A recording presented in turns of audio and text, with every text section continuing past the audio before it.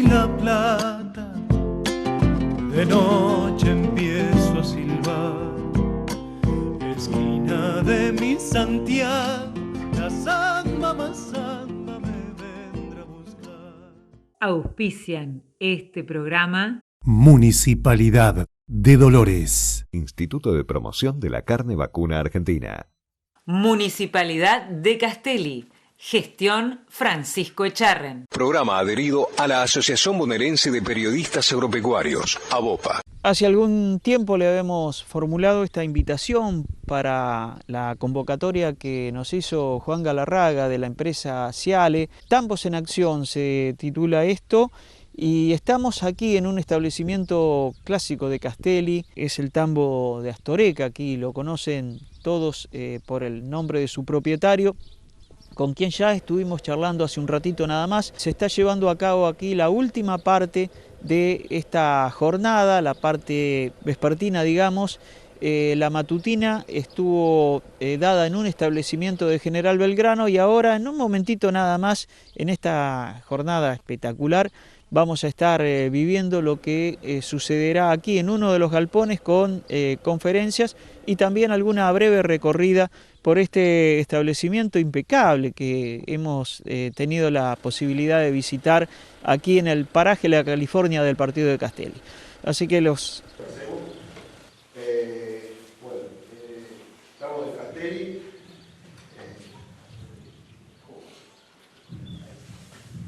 Bueno, Ignacio me pidió que mostremos un poquito cómo estaba formada la empresa. Mis viejos, nosotros tres que estamos acá, mi hermana no forma por ahí, parte acá, no viene tanto al campo, se dice otra cosa.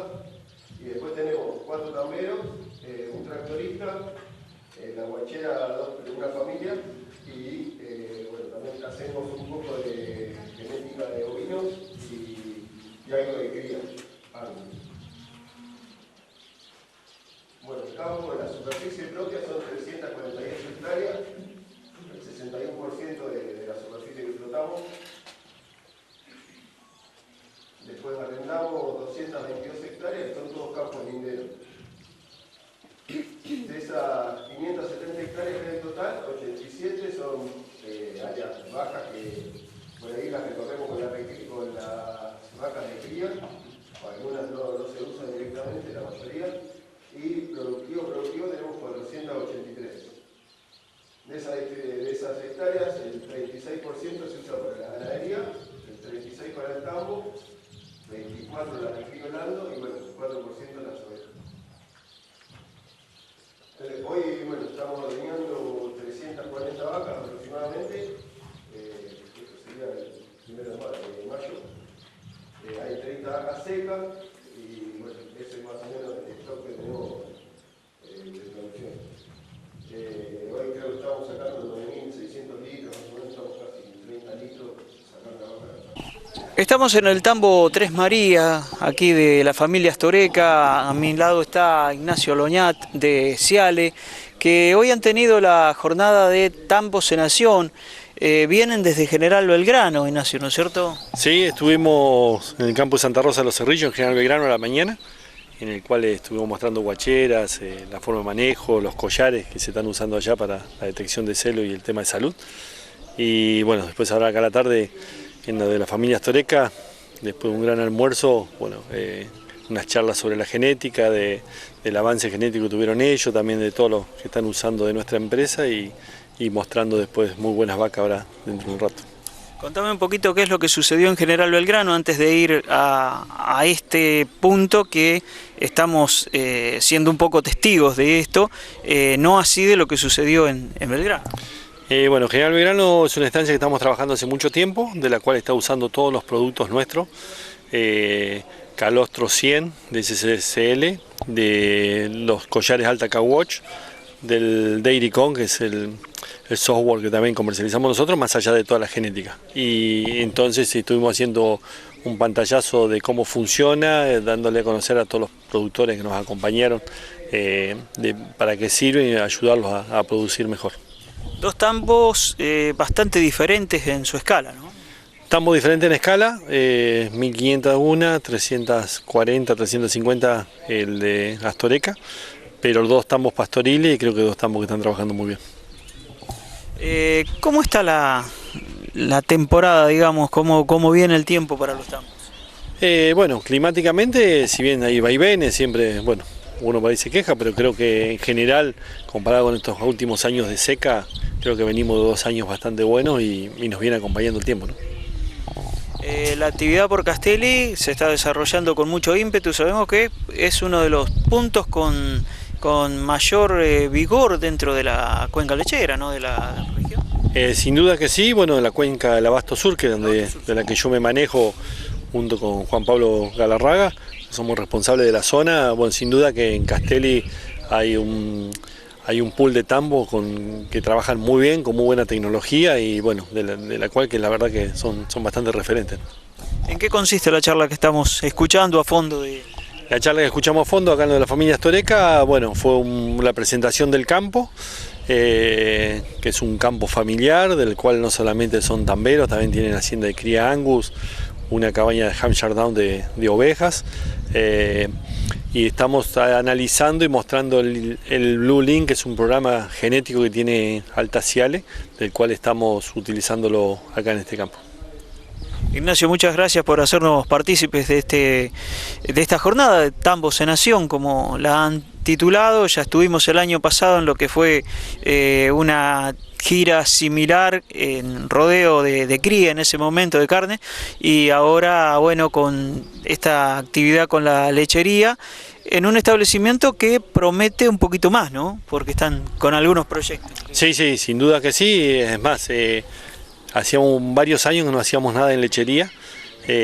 Bueno, este año, después de varios años lo hicimos y realmente con mucha convocatoria, muchos productores entusiasmados. Bueno, en este rodeo me diste el pie. De Astoreca tenemos el programa PIC, que es una empresa también del grupo Urus de Alta Genetics, del cual hemos implantado embriones de altísimo valor genético, de los cuales de ahí nosotros vamos a genotipar y los mejores toros los vamos a llevar para el centro de inseminación. O sea que va a dar que hablar. Sin duda que sí, y bueno, y ayer tuvimos la alegría del primer nacimiento, una hembra que bueno, que le va a quedar a la familia Astoreca porque ese es parte del acuerdo que tenemos. Muchísimas gracias. No, gracias a ustedes y gracias por venir.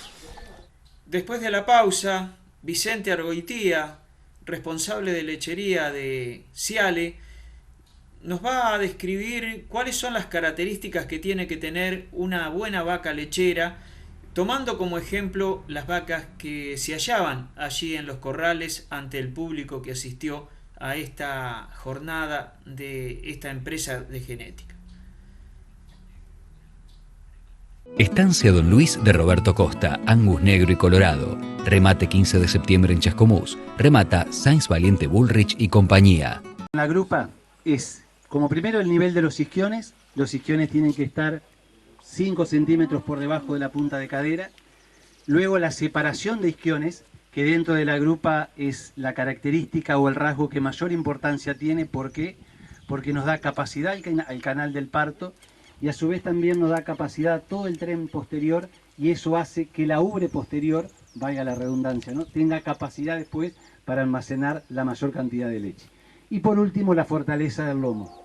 Esos son los 3 rasgos que analizamos en grupa, ¿no? Pero a veces cuando uno no está muy ducho en analizar o ver o medir, decir cuándo una grupa es angosta o cuándo una grupa es ancha. Yo siempre digo que tomen de referencia la cola. Si nosotros logramos poner dentro de los isquiones 3 colas, realmente esa grupa es excepcional y bien ancha. Si ponemos 2 colas es una grupa intermedia, y si no podemos poner más de una cola en la grupa, es una grupa angosta. Luego tenemos el sistema mamario, que es lo más importante en la vaca lechera, ¿no? Es lo que tiene el 40% de incidencia. ¿Y cuáles son los rasgos más importantes? Principalmente la profundidad de la ubre, que es el piso de la ubre medida a la altura del garrón. Para una vaca de primer parto tiene que estar alrededor de 10-12 centímetros, para una vaca de más de 2 o 3 partos, 9 centímetros está muy bien. Entonces el piso de la ubre siempre por encima del garrón, independientemente de los partos que tenga. Luego el ligamento medio, que si uno se para de atrás es lo que divide a la ubre. Eso tiene que ser bien notorio abajo, en los cuartos posteriores y a su vez hacia arriba, para que tengamos idea, el 75% del peso de la ubre la sostiene ese ligamento. Entonces cuando más marcado o debajo de los cuartos posteriores la hendidura es mayor, mejor es. Luego el alto y el ancho de la ubre posterior, cuanto más ancha mejor, y si está correlacionada con el ancho de la grupa es lo ideal. Lo ideal es que tenga alrededor de 22-23 centímetros, y donde medimos el alto de la ubre posterior, también medimos el ancho, ¿no? Ahí medimos ancho y alto de la ubre posterior. Algo muy importante ahora y que es donde la genética ha ido involucionando, es en el tamaño y la colocación de los pezones. Hoy en vacas de primer parto el principal problema que tenemos, y es el reclamo de todos los productores y de los tamberos, y con razón, es el tamaño y la colocación de los pezones. Los pezones están demasiado juntos y el tamaño promedia alrededor de 2 centímetros, 2 centímetros y medio. ¿Qué se está haciendo desde la genética? Haciendo que esos pezones se empiecen a abrir un poco más y que el largo del pezón tenga lo ideal que tiene que tener, que son 5 centímetros. Y por último, el rasgo más importante o de mayor incidencia en la ubre es la ubre anterior. Es qué tan adherida está a la pared abdominal y qué tanta capacidad tiene esa ubre anterior. Hoy si nosotros analizamos el descarte en ubres de las vacas en los tambos, no necesariamente son por la ubre posterior. Principalmente es por la falta de ligamento, un ligamento débil que se rompe, y con las exigencias y con las producciones que tenemos pasa eso. Y el otro problema que tenemos, la otra característica débil, es la ubre anterior. Nosotros tenemos que lograr ubre anterior como tiene esta vaca overa acá. Fíjense que si ustedes, para tomar ejemplos para poder medir, ¿no? Si toman el piso de la ubre y continúan una línea hacia adelante, ven que esa línea es una línea recta, ¿no? No se forma un triángulo entre la panza y la ubre. Entonces, por ejemplo, esta vaca tiene una excelente adherencia a la pared abdominal con una muy buena capacidad. Entonces, en ubre dijimos que la profundidad, el ligamento medio, el alto y el ancho de la ubre posterior, el tamaño y la colocación de pezones, y por último la ubre anterior. Ahí tenemos ya el 50% de la vaca analizada entre la grupa y el sistema mamario. Luego nos queda el otro 50% de cómo la analizamos. Sin duda algo más importante, y en estos manejos pastoriles, es las patas, ¿no? La vaca va y viene mucho, entonces tenemos que lograr una buena conformación, no solo en las patas vistas de costado y en las patas vistas de atrás, sino también lograr una buena locomoción. ¿Cómo medimos esa locomoción? Donde la vaca pisa con la mano, tiene que pisar con la pata en el mismo lugar o por delante de donde pisó con la pata. Si vemos que la vaca pisa hacia afuera, vemos que los aplomos no son buenos, entonces eso implica que el desgaste de la pezuña del dedo interno va a ser mayor, que hay un desbalance al caminar, que con los garrones puede golpear la ubre y eso producir lesiones y luego mastitis. Entonces la locomoción o observar cómo camina una vaca realmente es importante. Entonces, las patas vistas de costado no tienen que ser ni demasiado curva ni demasiado recta, los aplomos tienen que ser bien rectos de atrás, pero principalmente analizar la locomoción, ¿no? Es cómo camina y cómo se desplaza. Y por último, la estructura, ¿no? Hoy es uno de los temas y que yo creo que la estatura ha hecho que muchos productores cambiaran de raza, cambiaran de genética, porque creen que las vacas demasiado grandes son vacas que no sirven. No digo lo contrario, pero tampoco las vacas chicas, muy chicas, son las que nos van a salvar. No porque una vaca sea chica se va a preñar más rápido, se va a enfermar menos o va a producir más. Yo creo que la raza tiene que buscar un tamaño moderado, y un tamaño moderado es una vaca de 1,42 m a 1,45 m. Pero sí que tengas otras cosas, no solo la estatura. Que tenga buena fortaleza, y eso se mide en la amplitud del pecho, de axila a axila, que tenga alrededor de 24 o 25 centímetros, que eso le va a dar capacidad a todo el tren anterior, capacidad a los pulmones. Luego que tenga una buena capacidad de estructura, expresado en el largo de las costillas, que las costillas sean largas, pero principalmente tienen que tener un buen vuelo y separación, que eso es la angularidad. Cuando uno se para detrás de una vaca, tiene que pensar o demostrar como que si esa vaca se hubiera tragado un tambor de 200 litros, que la vaca haga esto, ¿no? Con las costillas bien inclinadas, abiertas y direccionadas hacia atrás. Eso nos implica mayor capacidad. Y bueno, en lo que es estructura hablamos sobre la estatura, hablamos sobre la fortaleza expresada en el ancho del pecho, en la angularidad y en la profundidad de las costillas. Algo para tomar también como ejemplo y ver si la capacidad de una vaca o la profundidad es la adecuada, si tiran una línea imaginaria de la base del pecho al garrón, párense acá, tienen una línea imaginaria del garrón al pecho y fíjense que esa línea imaginaria, la panza toca esa línea. Si estuviera por encima de esa línea, diríamos que es una vaca que le falta capacidad, y si estuviera por debajo de esa línea, sería una vaca demasiado profunda, que no es el caso, y hoy a nivel país no encontramos vacas con demasiada... Estancia Don Luis de Roberto Costa, Angus Negro y Colorado. Remate 15 de septiembre en Chascomús. Remata Sainz Valiente Bullrich y compañía. De acuerdo a lo que habíamos anticipado en programas anteriores, estuvimos presentando mi libro Cuando la sangre manda hace algunos días en la Secretaría de Cultura de Dolores.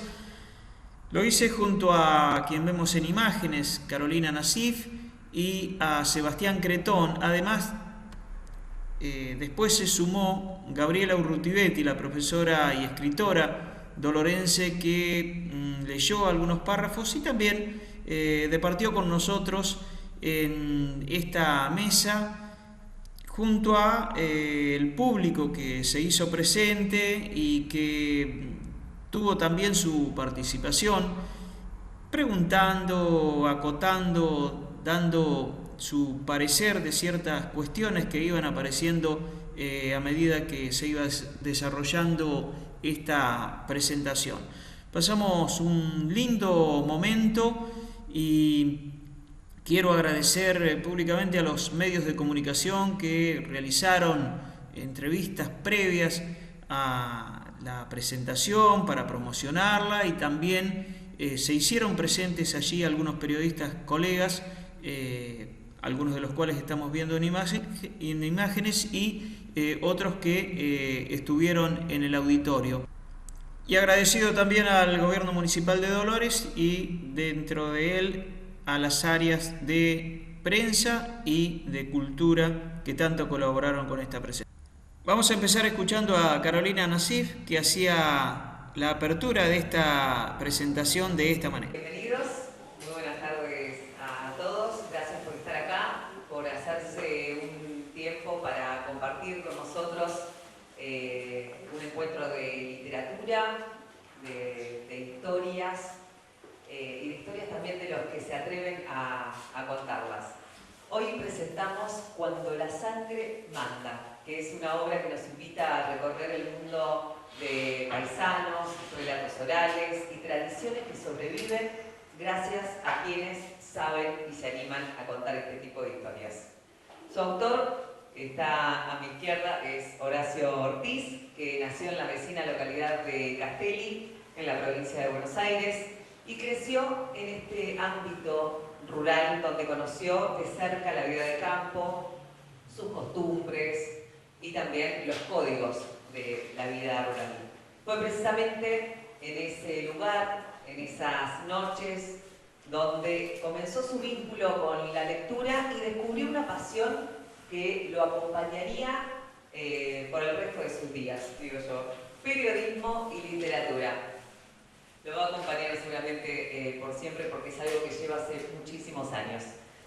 Con una extensa trayectoria en medios gráficos, radio, en televisión, con publicaciones en revistas y diarios a nivel nacional, Horacio ha dedicado gran parte de su vida a rescatar y narrar historias ligadas a nuestra identidad cultural y tradicionalista. Y en este libro esas historias cobran vida nuevamente. Son relatos transmitidos de boca en boca, anécdotas escuchadas en fogones, recuerdos de jineteadas y trabajos rurales que mezclan realidad, memoria y también mitos que hemos ido escuchando. Cuando la sangre manda no solamente cuenta historias, conserva una manera de narrar y de sentir que forma parte de nuestra esencia. Por eso esta presentación no es solo la de un libro, es también un homenaje a la oralidad, a los paisanos que mantuvieron vivas estas historias y a quienes, como Horacio Ortiz, tienen el talento y la sensibilidad de transformarlas en literatura. Bienvenidos y muchas gracias a todos por estar acá.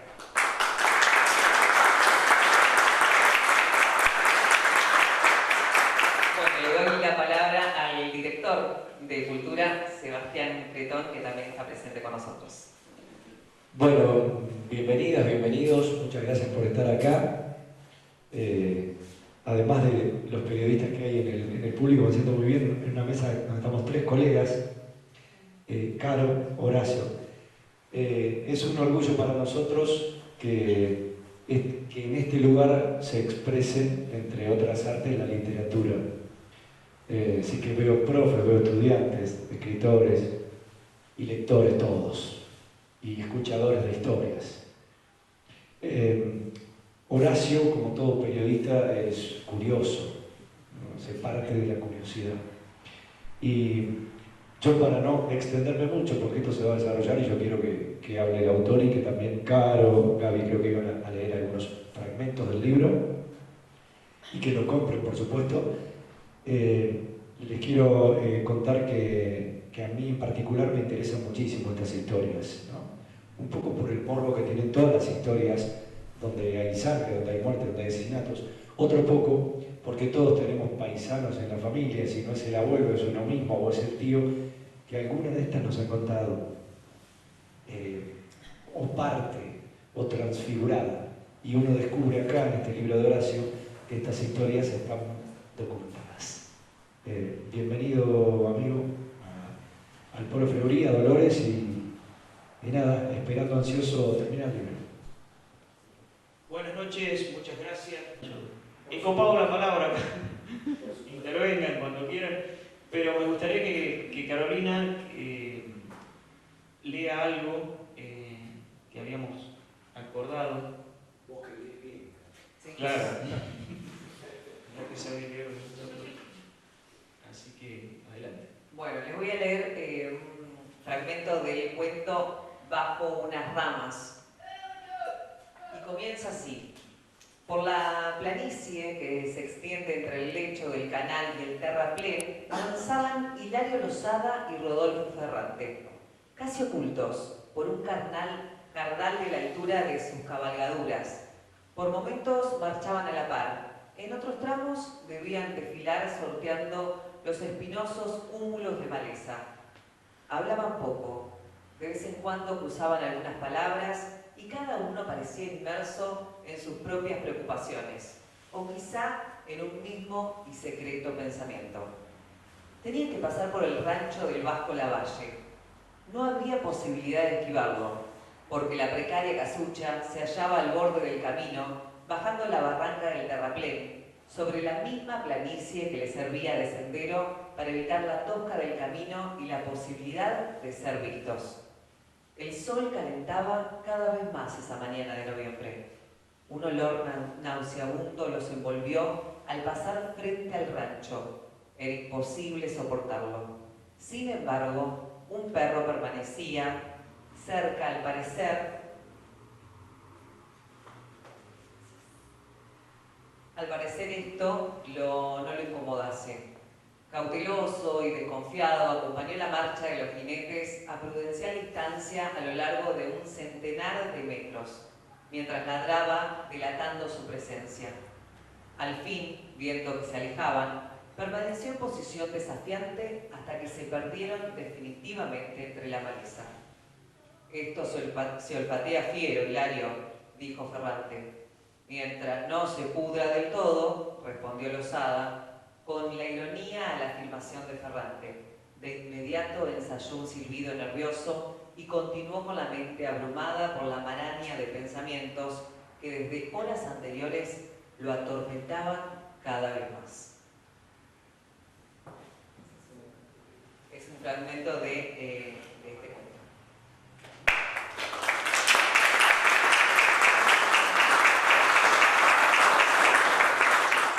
Auspician este programa Municipalidad de Castelli, Gestión Francisco Echarren. Instituto de Promoción de la Carne Vacuna Argentina. Programa adherido a la Asociación Bonaerense de Periodistas Agropecuarios, ABOPA. Municipalidad de Dolores.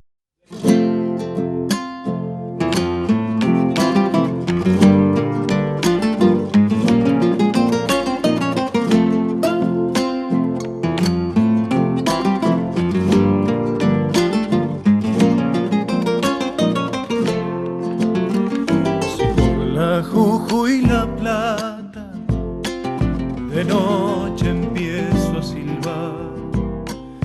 Esquina de mi Santiago, la samba más